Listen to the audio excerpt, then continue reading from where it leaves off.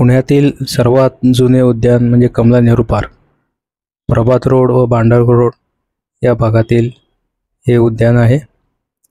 आज इथं heritage walk होता आणि श्याम भुरके सरांकडून अतिशय सुंदर माहिती या उद्यानाबाबत सर्वांना मिळाली. त्याची काही क्षणचित्र आपल्यासाठी.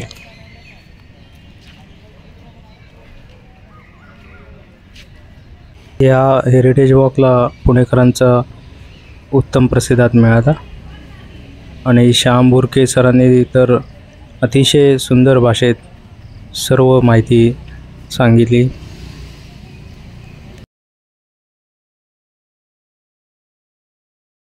हाताकडे बघा, माझ्या मागणं म्हणा, कराग्रे वसते लक्ष्मी, करमध्ये सरस्वती, करमूले तू गोविंद, प्रभाते कर दर्शनम.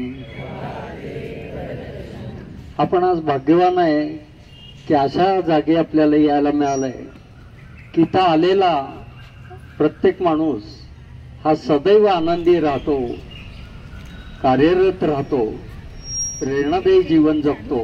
असं ह्या संबंध वास्तूचं या भागाचं महत्व आहे. आज इथं उपस्थित असलेले प्राध्यापक गणेश राऊत, श्री उमेश पोटे आणि आपण सर्वजण, मी सुरुवातीलाच एक प्रश्न विचारतो की पुण्यातली पहिली बाग कोणती? ज्याला येते त्याने हात वर करा.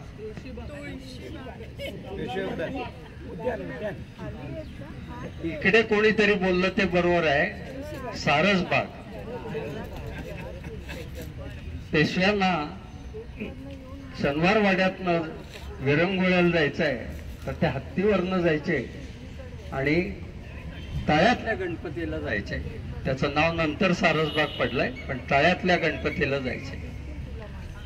आणि एकदा तो प्रसंग असा घडला होता की एका चौकामध्ये अंबारीतनं पडत होते ते आणि त्यांना एकाने धरून ठेवलं. त्या आप्पा बळवंत होते मेंदळे, म्हणून त्या चौकाला आप्पा बळवंत नाव पडलं. असं ही पहिली बाग. पण बागांना स्वरूप द्यायचं काम हे महानगरपालिकेने सुरुवात केली आणि ती स्वातंत्र्यानंतर पहिल्यांदा 1950 मध्ये पुणे महानगरपालिकेची स्थापना झाली 3 वर्षांनी. आणि ती स्थापना म्हणजे सुरू झाली आपली महानगरपालिका. आधी म्युन्सिपाल्टी होती आणि म्युन्सिपाल्टीवरचे बरेच विनोद होते.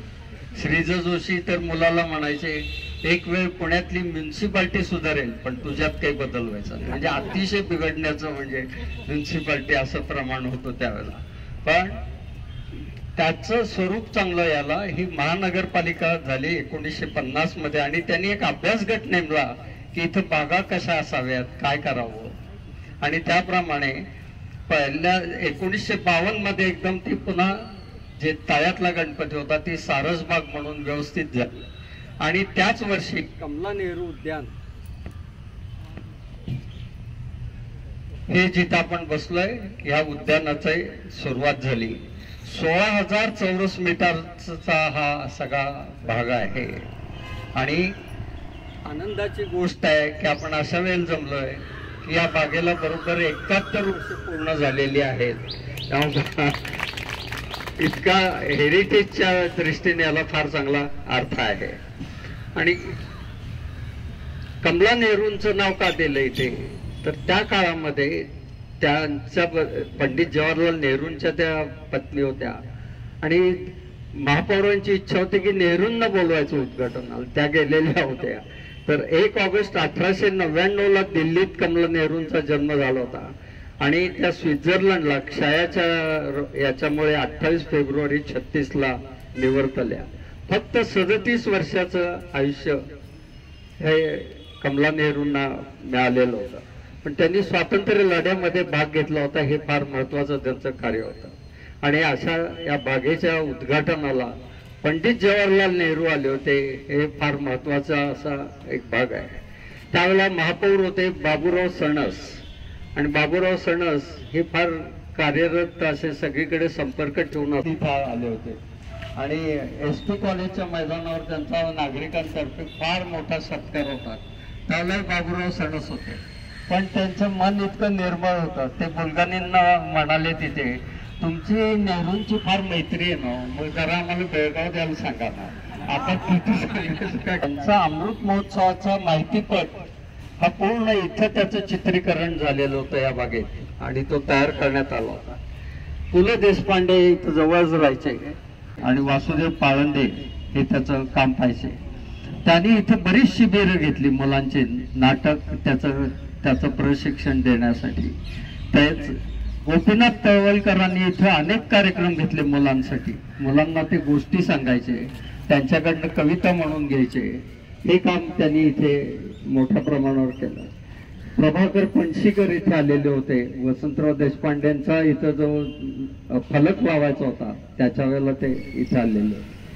सगळ्यात महत्वाचं म्हणजे फिल्म इन्स्टिट्यूट त्या काळात सुरू झाली होती आणि फिल्म इन्स्टिट्यूटच्या विद्यार्थ्यांना काही असाइनमेंट द्यायचे, हे तुम्ही प्रात्यक्षिक करायचं आहे. ते करायला जागा म्हणजे कमला नेहरू उद्यान असायचे. त्यामुळे इथे सारखे चित्रीकरण होत असायचे. त्याच्यामध्ये शत्रुघ्न सिन्हा आले होते, आसरानी आलेले होते, मिथुन चक्रवर्ती आले होते, जया बहादुरी आलेले होते. म्हणजे सांगता येईल आता तुम्हाला की जया बहादुरी आली होती, तिथनच मी जाऊन आले होते. आणि प्रख्यात व्यक्तिमत्व तर खूप त्याच्यामध्ये अजूनही येतात. त्याच्यात Amol Palekar, Sandhya Gokhale, doctor Sadanand More, air marshal Bhushan Gokhale या समोरच्याच इमारतीत राहतात, फिरायला इथेच असतात. प्रकाश बोंडे येतात, माधुरी सहस्त्रबुद्धे येतात. बघा तुम्ही, स्वागत आहे. डॉक्टर गोगम देगलूरकर येतात, अनेक व्यक्ती येतात. कोणाच्या समवेत आपण फिरतो यालाही फार महत्व असतं. तो भाग आपल्याला सगळ्यांना येतो. इथं वैशिष्ट्य काय तर 300 प्रकारची झाडं आहेत, 300 प्रकारची. त्याच्यातलं सगळ्यात महत्वाचं म्हणजे हा पिंपळ. हा बघायला लोक येतात. हा म्हणजे या भागातला ऑक्सिजन प्लांट आहे. इथं तुम्ही 20 मिनिटं नुसतं या पिंपळाच्या सान्निध्यात बसलात तरी व्यायाम केल्यासारखा प्राणवायू सगळा आत जाऊन तुम्हाला शक्ती प्राप्त होते. एवढं महत्व याला आहे. एक वैशिष्ट्यपूर्ण 4 वनस्पती इथे, 4 झाडं आहेत. ती म्हणजे कैलासपतीची, 4ही टोकाला आहेत. असं फळासारखं आहे, जाताना बघायला मिळेल. आणि ते उमललं की त्यातनं फुलं परत तशी निघतात. ही कैलासपतीची ती फुलं सुगंधी असतात आणि ही सहसा इतरत्र मिळत नाही. या बागेला वनस्पतीसाठी भेट द्यायला येतात ते मुख्यतः या पिंपळ आणि या कैलासपतीच्या झाडांसाठी. इथं अशोक आहेत. अशोक वृक्षाचं वैशिष्ट्य म्हणजे त्याची पानं फार दाट असतात आणि ध्वनी प्रदूषण होऊ नये म्हणून त्याचा वापर केला जातो. सुरू आहे, सिल्वर ओक आहेत, फिलिशियम आहेत आणि फळांची झाडं जवळजवळ सर्वच आहेत. आंबा, फणस, जांभूळ, पपई, चाफा, सीताफळ, रामफळ असे बरेच आहेत. औषधी वनस्पती इथे समोर एक वेगळा विभागच आहे. ह्या औषधी वनस्पती आहेत. याची कल्पना आणि हे निर्माण करणाऱ्या स्वप्ना पेडणेकर आज उपस्थित आहेत. कुठे आहेत? उभ्या राहा जरा, जोरदार टाळ्या वाजवून. रोटरी क्लबच्या इनर व्हील मधनं 74,000 रुपये खर्च स्वतःचे करून त्यांनी ते निर्माण केलंय. नंतर तिथे गेल्यावर त्याची पुन्हा एकदा बारकाईने माहिती सांगू. तिथे काय काय आहे बघाल तर मिऱ्याची पानं आहेत लावलेली. पचन आणि श्वासातील दुर्गंधी नाहीसं करण्याचं कार्य ते करत असतात. वाळा आहे, अंगाचा दाह कमी करणं, त्वचा विकारावर आणि मूत्राशय आजार कमी करणं हे वाळ्याचं कार्य आहे. शतावरीचा विभाग आहे तिथे. शतावरी म्हणजे 100 आजारावरचे उपचार असं ते आहे. याच्या सेवनानं महत्वाचं काय तर वाढतं वय दिसून येत नाही असं त्याचं वैशिष्ट्य आहे. त्याच्यासाठी तरी इथं आलंच पाहिजे असं विचारतो. अन्नपूर्णा आहे तिथं, व्हॅनिला ऑफ ईस्ट ज्याला म्हणतो ते, हे संधिवातावरचं त्याचं तेल वापरलं जातं. कोरफड आहे, पोटाचे विकार दूर करणारं. गवती चहा आहे, कफावरचं औषध म्हणून. अश्वगंधा आहे याच्या मुळाची असं पेस्ट बनवतात आणि ती संधिवातावर उपयुक्त असते. पानफुटी हे अतिशय वैशिष्ट्यपूर्ण आहे. पानफुटीजवळ तर पानाच्या नागमोडी कडेमधनं नवीन रोप तयार होतं, हे त्याचं वैशिष्ट्य आहे. पान ओवा आहे पचनशक्तीसाठी. कापूर तुळस आहे जी खोकल्यावर उपयुक्त अशी आहे. इथं जो ट्रॅक आहे हा बरोबर 1.4 इतका किलोमीटरचा आहे. त्यामुळे 2 ट्रॅक तुम्ही पूर्ण केलेत तर साधारण 70 वर्षाच्या माणसाचा व्यायाम पूर्ण होतो, असं त्याचं गणित आहे इथपर्यंत. डॉक्टर व्ही सरदेसाई इथं जवळ राहायचे. ते पेशंटला औषध लिहून दिल्यावर तळाच्या ओळीत लिहायचं आणि कमला नेहरू उद्यान मध्ये 10 मिनिटे फिरून यावे, हे प्रिस्क्रिप्शन मध्ये असायचं. असं हे इतकं सुरेख ऑक्सिजन देणारा हा भाग आहे. इथं मुलांसाठी 2 प्रकारच्या बाग आहेत. एक आहे ती 5 वर्षाच्या खालची आहे, की त्यांना वाळूमध्ये खेळायला आवडतं, वाळू आणि छोटे छोटे आहेत. म्हणजे बाकीच्या भागात बघाल तर मुलांसाठी एकच भाग असतो, पण त्याच्यामध्ये परत वेगळे केलेले आहेत कारण त्यांची तशी गरज असते म्हणून तो केलाय. आणि दुसरा जो आहे तो जरा मोठ्या मुलांसाठी आहे. बाका आहेत ही नुसती बाका नाहीये, तर एकमेकांची दुःख कमी करण्याची जागा म्हणजे ही बाका आहे. त्या बाकांवर इतकी मंडळं बसतात आणि त्यांचे इतके कार्यक्रम होत असतात. कोणाचा आज वाढदिवस आहे, कोणाच्या आज भिशीचा दिवस आहे, काही ना काहीतरी. म्हणजे या बागेमध्ये रोज 10 तरी कार्यक्रम होत असतात त्यांचे, असे चाललेले आहेत. महिला मंडळ आहे तिथे, त्याच्यातल्या अनेक साहित्यिक मंडळी त्याच्यात बसतात. भारती पांडे, अनघा टेस्कर, शेटे, अनुपमा बर्वे, ज्या पुष्पयाचं गुलाब पुष्पाची बाग केली आहे त्या येतात. पावसाळ्यात सुद्धा इथले व्यायाम होतात कारण विरंगुळा केंद्र आहे, त्याच्यात आत जाऊन बसता येतं. इथं काहींचे तर गुगल ग्रुप आहेत. तुम्ही म्हणाल गुगल ग्रुप म्हणजे काय? आपल्याला घरी जो आज प्रश्न विचारतात की आमचं मशीन बिघडलंय, कुठं दुरुस्त करायचं, तर उद्या सांगतो म्हणायचं. आणि त्या तिथं बाकावर येऊन म्हणायचं इथं मशीन कुठे, लगेच 10 जण नावं सांगतात. इतका माहितीचा खजिना बागेत मिळतो, पण त्याला गुगल ग्रुपच म्हटलं जातं. त्याचे देसाई, डोईफोडे ही मंडळी प्रसिद्ध आहेत. काही विचारतात की तिथं सगळं माहिती मिळतं. प्राणायाम मंडळ आहेत इथं जमतात, ते बगळ्यांची शाळा म्हणतो, पांढरा हे करून. आणि इथं जमलाय, इथं हास्य क्लब होतो सगळा. त्याच्या जयश्री वैद्य इथे आहेत, विजू दिघे आहेत, ते करत असतात.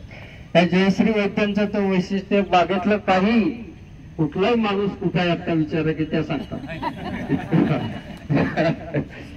इथं दत्त मंदिर राहते काय, त्याचं पाटील ते त्याची व्यवस्था बघायची. मस्त ग्रुप आहे तो, वर्षातनं 2-3 कार्यक्रम करतो, होळीच्या वेळेला, दिवाळीच्या वेळेला. असं सतत द्वारका जालन त्याला येत असतात, आनंदात चालू. हा पर्यावरण दिन साजरा केला जातो आणि या निमित्ताने आपण पुणे छत्रपती संभाजी उद्यान येथे 5 रुपयामध्ये रोपांची विक्री करतो की जेणेकरून सर्वांना ह्या ज्या आपल्या भारतीय इंडिजियस स्पीसीज आहेत ह्या सर्व लावता याव्यात आणि वृक्षांचं जतन व्हावं. तर आपण अवश्य त्याचा लाभ घ्यावा अशी मी आपल्या सर्वांना सरांच्या मार्फत विनंती करीत आहे की 5 रुपयामध्ये नाममात्र शुल्क घेतो, तर मोफत दिल्याचं कुणालाही त्याचं हे होत नाही आणि महापालिकेलाही त्याचं आपल्याला हे होतं. आणि मी सांगितल्याप्रमाणे ह्या ज्या पाट्या आणि जे काही असतील पुणे शहरामध्ये सर आता 156 नाही तर आपल्याकडे 200 बागा पुणे शहरामध्ये सबंध झालेल्या आहेत आणि ह्या सबंध 200 बागा आपण मेंटेन करण्याचं काम पुणे महानगरपालिकेच्या वतीने केलं होतं. हे शेवटी तुमच्याच कारातून तुमची सेवा, कारण की आपण म्हटलो की जसं की महापालिकेमध्ये आपल्या नागरी जीवनामध्ये मनोरंजनाचा भाग म्हणून बागा ह्या निर्माण झालेल्या आहेत आणि त्याच्यातनं आपली 200 बागा ह्या आपण तुमच्या सर्वांच्या सहकार्याने निर्माण होत असतात. त्याची स्वच्छता आणि हे राखण्याचं काम पुणे महानगरपालिकेचं. त्याच्या आपल्याकडे वृक्ष प्राधिकरण म्हणून आपल्याकडे पुणे महानगरपालिकेचं एक पुणे वृक्ष प्राधिकरण आहे.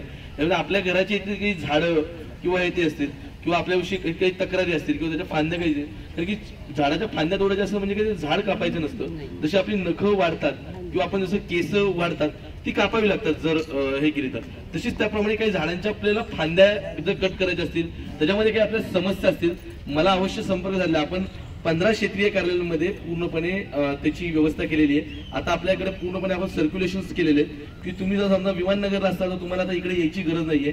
तुम्ही तेथील क्षेत्रीय कार्यालयामध्येच त्याचे आपण हे केलेले आहेत, त्याच्याप्रमाणे सॉर्टिंग केले. तुम्ही त्या ठिकाणी अर्ज देऊन त्या ठिकाणचं करू शकता.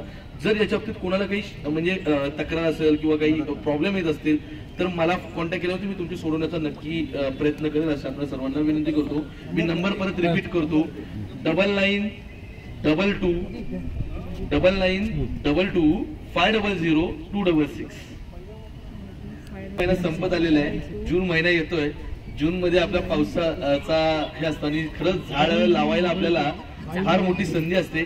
आपण सगळेजण पुणेकर आहोत. आपल्या पुणे शहरामध्ये आम्ही आता वृक्षगणना केली. आपण झाडांवरती प्रत्येकाचे नंबर बघितले असतील. तर आपण एक ट्री सेन्सस करतोय सगळ्या झाडांचा. तर आता ट्री सेन्सस करत असताना आपल्याकडे पुणे शहरामध्ये आपल्याकडे आतापर्यंत 55 लाख झाडं मोजून झालेली आहेत. अजून एक 10-15 लाख अजून राहिली असतील, परंतु ते मोजण्याचं काम चालू आहे आणि आपण हायकोर्टच्या गाईडलाईन नुसारच काम करत आहे. तर त्याप्रमाणे आपण ती झाडं मोजण्याचं काम सध्या चालू आहे. आपण आणखी झाडं लावून पुणे शहराच्या ह्या सौंदर्यीकरणामध्ये भर टाकूयात. धन्यवाद. यापुढे सर. पुणे महानगरपालिकेने उद्यानांची माहिती देणारं हे पुस्तक केलेलं आहे. सर्व फोटोग्राफ्स आहेत आणि हे पुस्तक मी राऊत सरांना भेट द्यायची विनंती करतोय. एक मी सगळं बघून सांगतो, वाचून परीक्षण करून आपण जोरदार टाळ्या वाजवूया. डॉक्टर मुकुंद संगमनेरकर यांना बोलवतोय. हे समाजकार्य या आणि त्यांचे गट सगळा करत असतो. तर ते पर्यावरण प्रेमी पेन वाटतात, त्यातलं एक त्यांनी सरांनी द्यावं. याच्यात कुठेही प्लॅस्टिक वापर नाही आहे आणि पेन वापरून झाल्यावर हे टाकल्यावर यातल्या बीटनं एक झाड निर्माण होतं.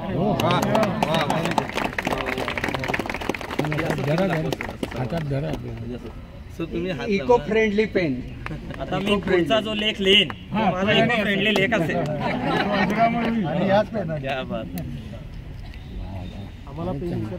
चिन्मय प्रतिष्ठान यांचं नाव आहे. त्याच्यातर्फे पेन विकत मिळतात का असं विचारलं.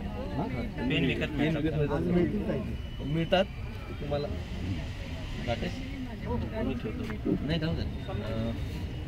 पुढच्या रविवारी सावरकरांची जयंती आहे.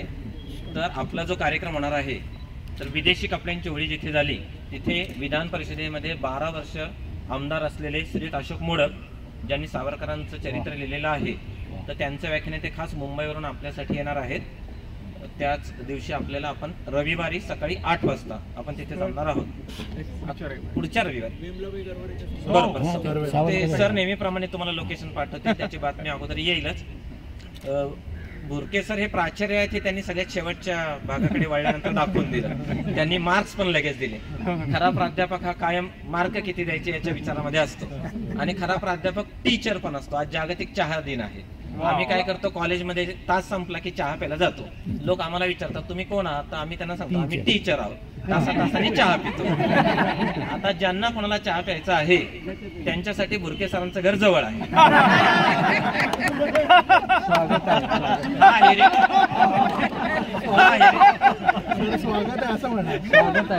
हा हेरिटेज वॉक संपल्यानंतर तासभर तरी सर घरी जाणार नाहीये.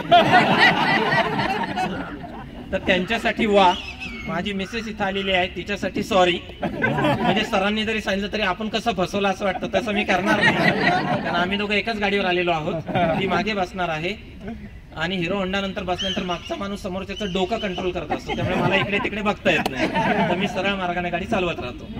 आज आवर्जून इथे club heritage, BBG India limited आणि HV देसाई महाविद्यालयाचा इतिहास विभाग यांच्या संयुक्त विद्यमाने आयोजित केलेल्या कार्यक्रमाला सर आले आणि महाराष्ट्र टाइम्सचा मीडिया पार्टनर आहे. या कार्यक्रमाला सरकारी अधिकाऱ्यांची संख्या आता हळूहळू वाढत चाललेली आहे. यशवंतराव नेहमी म्हणायचे राज्यकर्त्यांनी नाही म्हणायला शिकलं पाहिजे आणि अधिकाऱ्यांनी हो म्हणायला शिकलं पाहिजे. असे कायम हो म्हणणारे एक अधिकारी आज इथे आलेले आहेत. त्यांचा परिचय घाटे सर करून देतील.